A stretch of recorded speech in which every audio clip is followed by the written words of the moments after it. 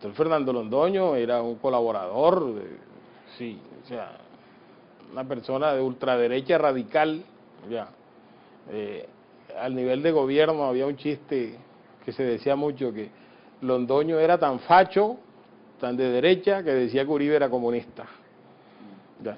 Entonces, pues yo imagino que Fernando Londoño trabajaría de la mano con Jorge Noguera, ¿no? Ya. Ah, pero directamente nunca supo usted si tenía nexos con Castaño. No, yo no, por lo menos particularmente yo no. O sea, a mí él es una persona que la verdad es que no me causaba ninguna simpatía y yo nunca tuve mayor margen de contacto con él. Recién se abre el escándalo se mencionó de muchas entradas de Álvaro Pupo al DAS y todo esto. ¿Cuál era el objetivo de Él era el que, según me dijeron a mí en la subdirección de análisis, él era quien llevaba las listas al Bloque Norte. El listado de las personas que ellos le hacían seguimientos, líderes de izquierda y todo eso. O sea, en un listado de eso fue donde yo vi los nombres de Zulicodina, de Alfredo Correa de Andrei. pero Álvaro Pupo, ¿él tenía que ver con lo que hacía su hermano o él estaba parte de todo eso? O sea, ¿por qué? ¿Cuál hermano? Álvaro Pupo, de Jorge 40. No, él era primo de Jorge 40. Él era uno de los mensajeros de Jorge Noguera hacia Jorge 40.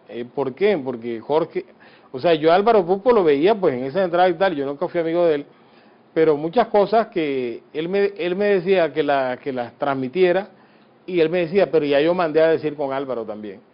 O sea, era claro que Álvaro Pupo era un mensajero de Jorge Noguera con el Bloque Norte. Bueno, otro punto también, en esa infiltración prácticamente la rama judicial alcanzó a tener las autodefensas el poder también de tener fiscales y de tener funcionarios judiciales al servicio de ellos. Bueno, yo conocí casos en Santa Marta, donde yo asistía a reuniones con miembros del Frente Resistencia Tayrona, en las cuales hubo presencia de fiscales de Santa Marta y de Barranquilla. No sé quiénes eran sus nombres, la verdad es que tampoco me interesaba mucho porque yo era funcionario del DAS, pero sí me los presentaron como fiscales en reuniones con paramilitares. Sé que se maniobraban procesos en cuanto a determinados sitios y todo eso. Lo que me decía Jorge es que el magistrado José Alfredo Escobar es una persona muy amiga de Giancarlo, o sea, son oriundos de Ciénaga, tenían una amistad de muchísimo tiempo y para eso entiendo que contaban con la colaboración de él. O sea, ¿para hacer qué? Para maniobrar, que trasladar procesos de un lado a otro, ese tipo de cosas. Yo no conocí eso en detalle, yo en eso no tuve mayor participación. Pero eso se lo comentaba el director del DAS. Sí, Jorge Noguera, sí. Bueno, pero siempre ha habido la pelea que ha dado, por ejemplo, el doctor Alfredo Escobar, de que él nada que ver con eso, ni Giorgio Sal y todo eso que él ha comentado, que se ha comentado respecto de él lo ha negado. Pues quien debe definir eso son las autoridades, ¿cierto? Las instancias competentes para investigarlo a él, ya.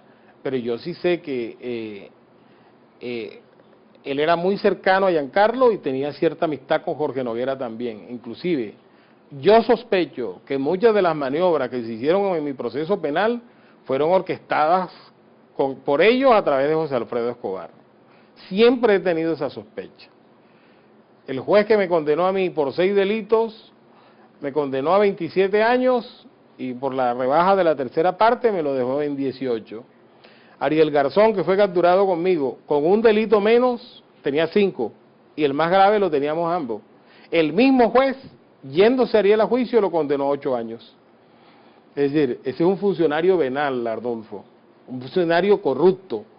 Eso no puede ser. O sea, ¿cuál es la proporcionalidad de que por un delito menos le pones la tercera parte de la pena? No, hubo maniobras en mi proceso penal, pero bueno, yo eso se lo dejo a Dios, Ardolfo. Usted también le comentó a la Fiscalía sobre el INCODER. El INCODER, mire, Luis Ortiz, ¿cómo se llamaba él? Él fue alcalde de Guamal, fue uno de los alcaldes impuestos por las autodefensas, por el Bloque Norte, en las elecciones del año 2000, ya. Y Luis Ortiz posteriormente fue nombrado director del INCODER, salió en medio de un escándalo. La gente no recuerda o no se dio cuenta, cuando estalla el escándalo del DAS, también hay un escándalo en la Superintendencia de Vigilancia y un escándalo en el INCODER. Lo que pasa es que de verdad fue tan grande que opacó a los otros y la gente no recuerda eso. Pero Luis Ortiz salió de la dirección del INCODER presuntamente por estar favoreciendo paramilitares. ¿Alguna vez le comentó el director de todas las incidencias que tenía con usted de algunos acercamientos, volviendo al tema de la cercanía o los nexos del presidente con los paramilitares? Pues lo que él me decía era que el presidente conocía de lo que nosotros hacíamos. Varias veces lo llamó por teléfono delante de mí por los Falcon y pues, por ejemplo, en el caso del coronel Heriberto Pardo, que él se quejaba de que perseguía a las AUC, yo mismo vi a Jorge Noguera quejándose ante el presidente, ya, diciéndole que ese señor de Santa Marta estaba persiguiendo a las autodefensas que estaban acorraladas. Se lo estaba diciendo al presidente delante de mí, se lo decía por teléfono. Ya. Es ese tipo de detalles que a mí me indican que el presidente no era ajeno a lo que nosotros hacíamos. Por ejemplo, ¿alguna relación del presidente con Don Berna o con Mancuso o con Jorge 40, con alguno de ellos? No, en detalle puntualmente yo no conozco, Ya, no conocí. Ni de reuniones ni nada de eso. No. Estando usted en la cárcel, allá se reunió con Don Berna y después cuando viene la estación de Don Berna se entera usted que usted fue grabado por Don Berna. ¿Qué infidencias le hizo Don Berna respecto de todo ese escándalo que se conoció en el momento? ¿De cuál escándalo? De las grabaciones que le hizo a usted. Pues no, o sea, cuando trascienden las grabaciones, o cuando yo conozco de ellas, pues ya él lo han enviado a Estados Unidos, ¿no? Yo estuve detenido con Don Berna aproximadamente 6 meses, desde el 27 de noviembre del 2007 hasta el día en que fue extraditado. Siempre dije, cuando trascendieron que unas grabaciones presuntamente hechas por él, porque no, yo nunca las vi, no sé si soy yo ni si no soy yo. En alguna ocasión que me tomaron declaración en la Procuraduría respecto de ese tema, yo dije, pues a mí me gustaría que aparecieran las grabaciones, pero en su integridad. Porque es que no fue que yo le dije a él, no, nosotros sosteníamos conversaciones donde él me contaba y yo le contaba. A mí me gustaría que apareciera la grabación pero completa y que apareciera todas las cosas que él me contó.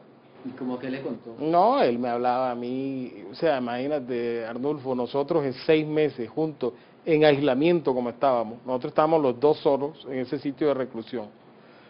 El uno solamente tenía para hablar con el otro, que no podíamos hablar nosotros. Estaba la parapolítica en su punto efervescente, entonces me hablaba mucho de parapolítica, de político. Don Berna es un personaje muy calculador.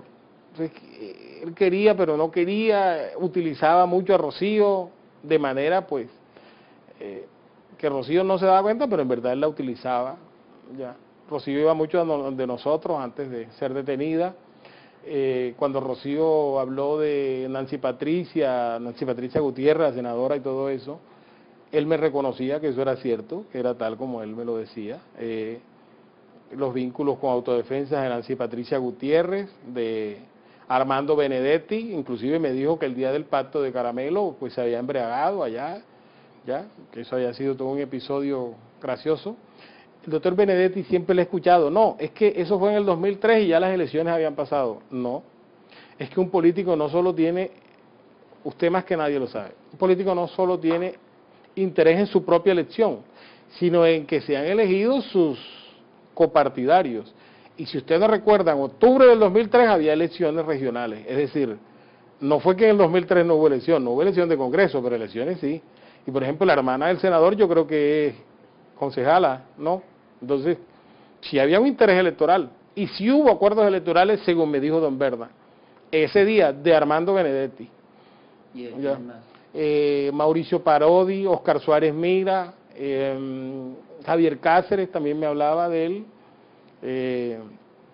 Él me decía pues que Javier Cáceres, la autodefensa prácticamente que le exigieron cambiar de partido político para poder apoyarlo, pues porque no tenía presentación que las autodefensas fueran a apoyar a un miembro del Polo Democrático como era él en ese momento. Perdón. Javier Cáceres, Julio Mansur,